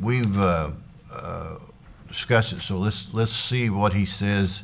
I know you have some issues with the water in and out sewage, but I think he can make your life a lot less headache if he opines to your. Well, what I wanted to just mention is that from the site improvement permit process standpoint, we can't hold up approving a site improvement plan waiting on other state agency approval. So we would give a site improvement permit approval contingent upon subsequent SWIFMUD and or DOT approvals. So getting a site improvement permit approval doesn't require you to have everything from SWIFMUD and FDOT in your hands. Well, if that's acceptable to this council, right, then we can move along that path. That's what I wanted to clear it up. I think you're good to go. I want this well documented because, you know, it might come up again, but I think that is the process it should be used because I know you got issues with that and you don't want to hold up the site plan. So I think we just addressed it. Thank you. If the council says that all we need is the site improvement permit application approved by staff, then we may have enough time. But if it's conditioned and we have other things that we need to do, that's, of course, what I'm worried about. Okay. Thank you. Everybody comfortable? All right. Is there an action required? No, I don't believe so. I mean, I would like you're an gonna. action, Oh. please. Well, he probably does want us to Verify confirm that. what Mr. McClellan and he just discussed, that this will not be a holdup and he will not need additional time based on what the conversation was. I don't know how you put that into. So in other words, I just would like to clarify my concern so you guys can help decide on a motion or just to give us I don't know how you direction. word it. Is we're Council could probably word it better. We're going to submit our site application permit before the month's over. Right.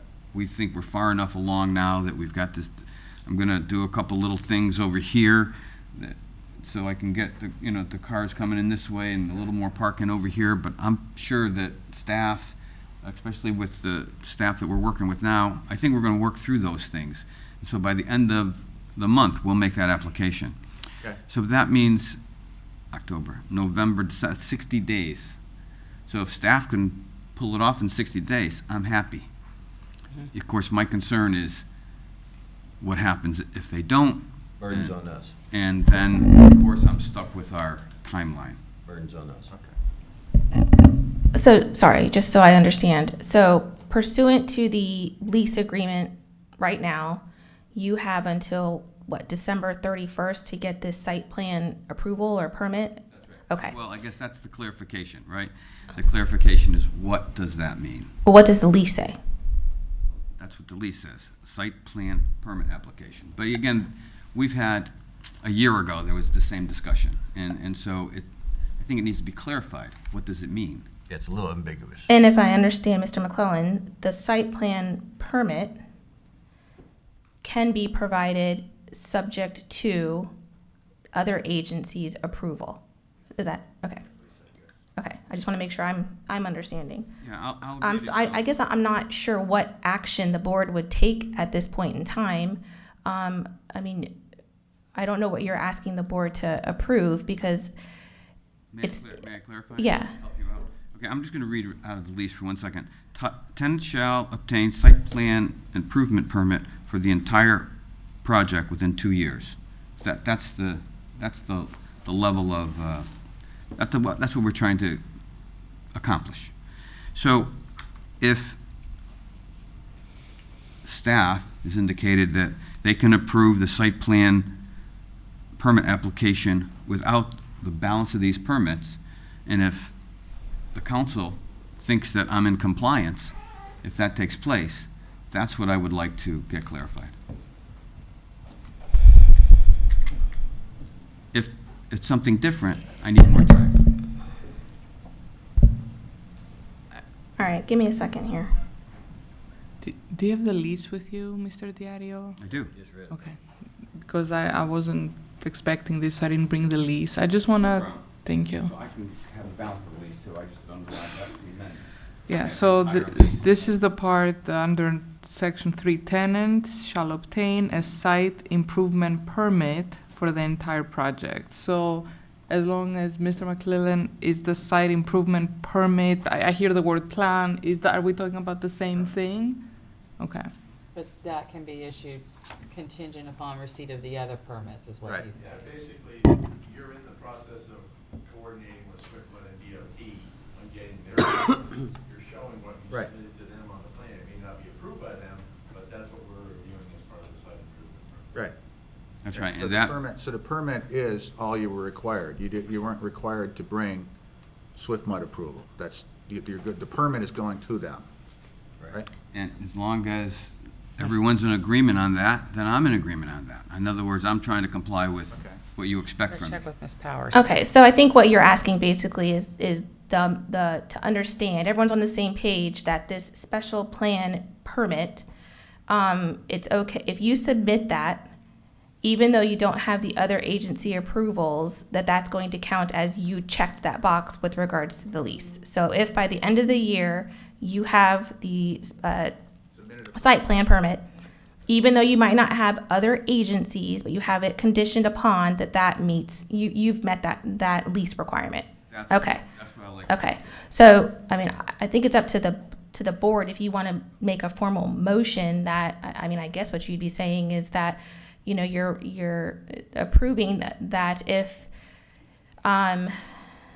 they come to you with a site plan permit, even though it may be conditioned upon other agency approvals, that they would have met their burden of that lease requirement. I didn't say it as eloquently as I should have, but that's essentially, I think, what you would be making a motion and approving if you want to do that. I don't know that it's absolutely necessary. I'll leave that to the discretion of the board. The only question I would have, and maybe this is, I don't know, Jim or Robin, but I want to make sure that you can't just submit something that might not be complete. It needs to make sure it's a complete application. I don't know how we cover that, but Well, I I mean, just would want to make sure that, you know. I mean, I guess if he doesn't, if an incomplete package is submitted, well, then he's not going to get his permit. So, if it's not, and then if that deadline passes, well, then, that obligation has not been met. So. Okay. So I'll just add a clarification. So we'll submit, and I'll commit to submitting a completed package that's completed enough so that the staff accepts it. And the wild card is FDOCT or the other agency modifying it. We have no control over them, though. Me neither. And so if they do, we'll have to come back with some modifications for it. However, as long as staff and this body accepts that that's the plan, that's where you're pointing me, then, we'll commit to having that work done so that they'll have 60 days to review and comment and issue the permit. I guess the permit will be subject to the other items. Is that accurate? Yeah. So I won't, excuse me. No, the approval. The approval. You're going to turn in a permit. The approval. The approval of the, I'm going to turn in an application. You're going to turn in a permit. An application for the permit. Yeah. They're going to issue me a conditional permit. Is that right? Just to be clear, the way it works is we would issue a conditional permit that would say you can't begin construction until you have those other permits, but our permit is approved at that point. Okay. So there you go. That's There you very helpful. So I can't start construction because I already asked if I can cut the trees. And he said maybe not. But at least I'm trying to meet the burden of proof in the lease is what this is about. Good. Okay. I think we're all on the same page. That's the main thing. Okay. So, do you still need a vote? I wish. That here's it. So this board will accept the permit being subject to the lease requirements prior to having FDOT and SWIFT-MUD approval. That's my motion. And the goal is you're going to apply it before the end of the month. Yes. Which would give staff Time. Yeah, we've been daily talking, so they, just with these changes that we've just voted on today, so I can't proceed. For the record, our planning department is here, that is listening to all this. She's shaking her head in approval of what we just witnessed, so she is now firsthand knowledge that what we discussed. Okay. Still, I think you feel comfortable with voting on it. Yeah. I don't blame you. I would make that motion that we do this, and if I could get a second. You just did. So who's the second? Second. All right, that's a motion, a second. All in favor, say aye. Aye. Opposed? There you go. Thank you. Thank you very much. I appreciate all your help through this long process, and I can't wait to start construction. Okay, thank you. We can't either. I'm sorry? I said, we can't wait either. Okay, thank you. All right, down to other discussion, new business. There's a few items under here. First of all, I'd like to, Miss Morgan Bates is here with Independent Jones. She'd like to address the board. Hi. Hi. Hello. All right, so we're here again for Main Street Live. And basically the pickle that we're in is when we were here time before last, we walked away thinking that we were granted $10,000 per event. There was a lot of back and forth. We left with that assumption. It was only brought to my attention last week, Friday, that the clarification of no, it was $6,000. So now we're in this pickle of we've built an event around $10,000. you all wanted bigger, better bands. That's what we did. We booked a phenomenal lineup. We upped the production quality. We're working with a great staging company at a great price. We called 4 other ones, and this is the best. So we're sitting at this crux now of we're going to end up at a deficit for my small business if we proceed. So I'm trying to figure out what we do, because I don't want to lose this for the city. I think it's amazing. We've done great things. We've instituted a kids area this year. So I'll show you that real quick. Can I put this on? Okay. So you'll sit over here, basically by McCabe's, that would be over here on 3rd. We're making it family friendly, because that's what everybody wants. They want it to be more family friendly, more family inducive. So that's what we did. So what we took for approach for sponsorships was we packaged some things. So we wanted a straw maze for kids. We're packaging that. We packaged a costume contest to get prizes for the kids. Packaged that. And then we were able to secure 2 sponsors aside from the CRA. One was Firkins, who's been with us, but they were particular. They wanted to sponsor 3 specific events. And then Heinz Law gave us $500 per. So that is in our P&L, what's equating, helping us get closer to, but still across 6 events at $4,000 less an event, $24,000 short. We're just kind of stuck. So I guess 2,400? 24,000, because we were under the impression that we had 10,000. If you reduce it to 6, that's 4,000 shy across 6 events. So at our P&L currently, we're about shy. Yeah. Question. Have you already contracted with the managers of the bands or the firm you're going through? Yeah, no, not yet. I didn't move anything because, like I said, no, we did. We have signed all the band contracts. We've sent out 3 deposits. Yeah. Because up until Friday, we were under the impression that it was a go. That was a done deal. So now you had to put any deposits down or anything? Correct, we did. We put 3 deposits down. And additionally, my staff time, we had built in here for them to do work. So we put in probably between them, just on the P&L, not including my own time, about 100 some hours. What talent firm did you go through? Well, we booked a talent firm or do this? No, we're that firm, and so we booked direct with the managers. That managed with the contracts with the managers. Yep. Exactly. Are you able to reveal any of it? Some of, yeah, actually, we booked the great lineup. October would be Stormbringer, which is Tampa's biggest rock and roll band. For the next one, November, night before Thanksgiving, we have the Black Honkies, which is huge in Tampa, Motown. Opening up, we have Greg Billings' band, which is unheard of, came packaged with Black Honkies. For New Year's Eve, we booked Serenation, which is actually a band from this area. They're reggae, and they travel and tour nationally. And then we're stacking it with local openers. And then for the next one, we have a country artist band, Cassidy Daniels, coming down from Tallahassee. We booked a amazing band out of Jacksonville. That's a blues tribute, not a tribute, it's a blues original group with a vintage spin, but it's young guys. And then for the last one, we booked Matthew Curry out of Illinois, who's a country artist. Great. Yeah, you sounds like you got a good mix there for everybody. There's nobody going to get offended by having too much country or too much blues or too much rock and roll. No headbanging stuff, though, right? Nope. None of this. I'm from Des Moines, where that. What's the name of the band? I forget about it. You've heard of Alan Jackson, I'm sure. Oh yeah. Okay. Well, I've got a friend that does backup for him and is traveling with him right now, and he wants to come to Bradenton bad. Wow. I'm not saying he'd do it free, yeah, but he'd probably do it for travel cost, and I'll be glad to put him up in the house or whatever. Is there any way to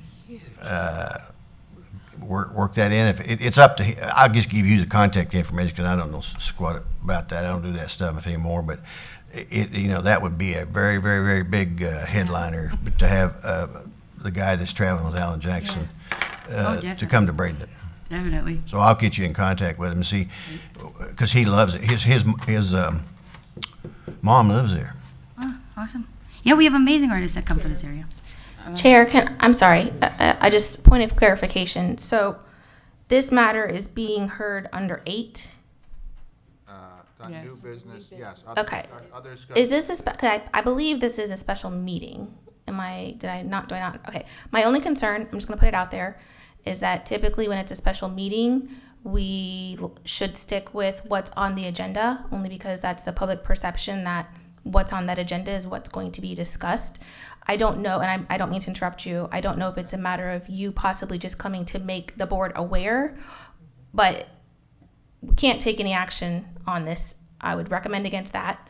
And I just want to put it out there that just because, I mean, I know we had, I know Paul Kolarczyk was here, I think maybe for the Main Street Live, so maybe some people got wind of it, but I just have concerns that, you know, this wasn't on the agenda and it's a special meeting agenda. Well, I'd have a comment to that. I agree with you 100%, but we've been doing this ever since I've been here, and so I've always said, if it's not on the agenda and available to the public before we get here, we shouldn't be voting on it, because we have councilmen, including myself, which I didn't agree with to begin with, but now I've got a bad practice the same. I'll bring up something and say, let's vote on it, and we should not be doing that. But it's convenient for somebody that wants to slide in a pet project of theirs. So Mr. Riddisell your counterpart has allowed this since he's been attorney. I can't speak to what Mr. Rudisell I know has you allowed. can't. I know that we had a discussion before I came to this meeting, and we discussed the fact that it's a special meeting agenda, and that he always recommends that when it is such, we do not go off the agenda. If this was a regular agenda meeting and we kind of do a new business or what have you, I think it's a little bit different, but this is a special meeting agenda. So I do think there's a distinction. And like I said, I don't know where this is going. I just wanted to caution the board that I would not recommend taking any action on this if that's what's being asked for today. Can I make a comment? I have the same recollection that she does, though. I completely believe that what I voted on was for 10,000 and not to get any money, not to have any of it come back to us. I know they've listened to it closely and they say that it was not clear, but that was what I voted for, number one. Now, that also being said, you told me you were working with the Bradenton Alliance, the Bradenton Business Alliance. I'm hearing that they haven't heard anything from you. So I want to make sure that we get all of the downtown merchants and everybody involved in this. I think that that's going to be key for the success. And they've told me that they've got money for you. They've got people that'll donate. So you need to be working with them as well. I do. Polly and I, we have a meeting on the 20th. We've been gathering all the pieces, and I just like to be really thorough. Maybe that's my own fault. Okay, there's Polly, yeah, but there's other people too. There's other big businesses downtown that want to get involved. Gotcha. So I would like to make sure that, in fact, that was also part of my discussion about the 10,000 and wanting to bump it up and really make this a signature event.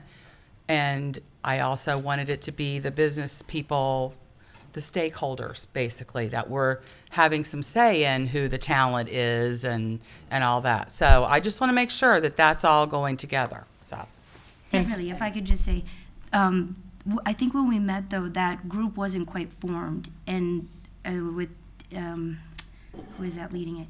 And so that was just my discrepancy. So I've just been communicating with Paul, the Odor and Loader Barrel, but I'll definitely, now that I know if they're established, yes, absolutely.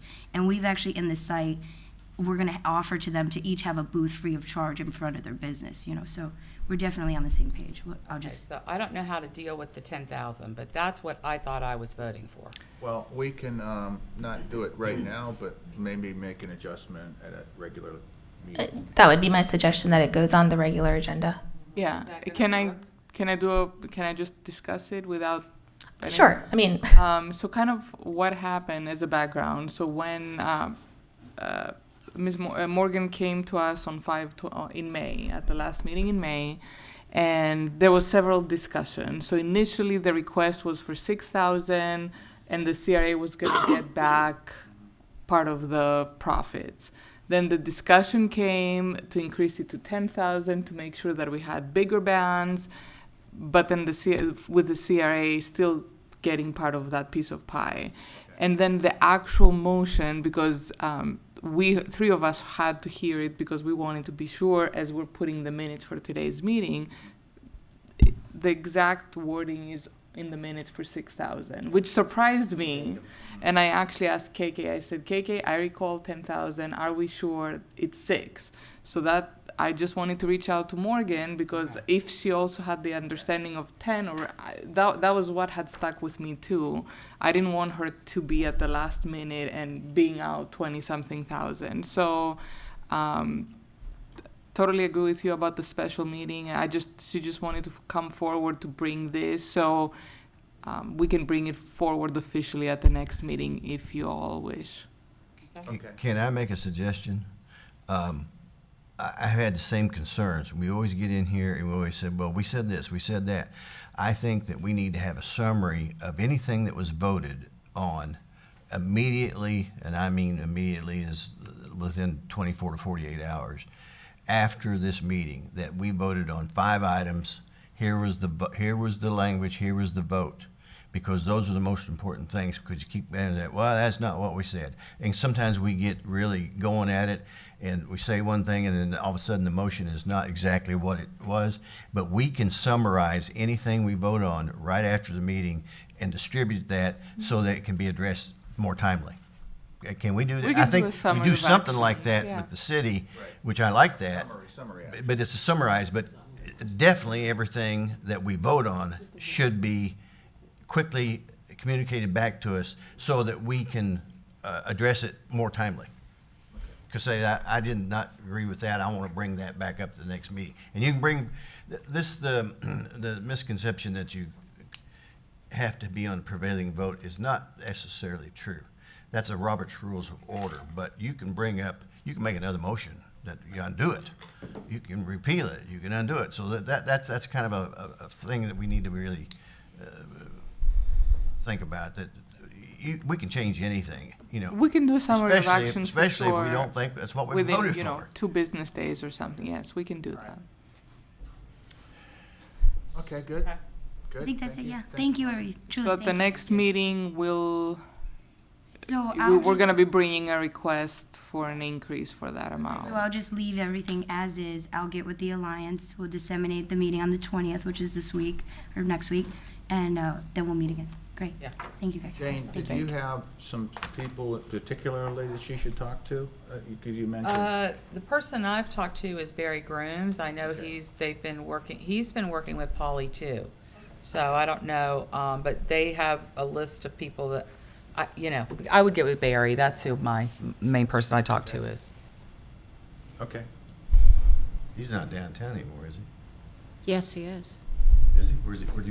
I thought he moved out of the Sarah. Yeah, but he's somewhere else. I forget. He's in the where back though. there. He's in the Prime Plaza. He's What? at the back, you know where Fabs is? Yeah. That back, the arcade. The arcade. He's Mike in the Carter's back building? of that building. Okay. Okay. Other business? Just wanted, you all received an email, but for the public that we purchased the lot on 14th Street West. So now we have completed the frontage. We own the substation lot and the previous Our Daily Bread. So now it's official. We have the 3rd site, and at the next meeting, the group is going to come and we'll have finalized the economic impact study. So we just keep going with everything. As you know, we're moving forward with removing the piece. Ms. Kaiser is proceeding with a demolition, so we're going to come forward with that. So I just wanted to update you that we're working towards that. One question I had for you is, we had discussed about to do a workshop to discuss about nonprofits and our involvement. My recommendation, if you're okay with that, I believe that we can add it into a regular agenda item. I don't know that it's a lot of discussion to bring you guys on a different occasion. So if you're okay with that, I'd like to proceed either at the next agenda or the October meeting to put that forward instead of a workshop. And I guess I'll be waiting to hear a legal opinion on that. Right. Mr. Rudisell already has been looking into it. I know we are doing some research with other CRAs, so we're going to bring you all the legal and the research at that meeting. Great. And that's it on my end. Anyone else? Got anything new, exciting? Motion to adjourn. All right. Second. All in favor, say aye. Aye. Opposed? I hear none.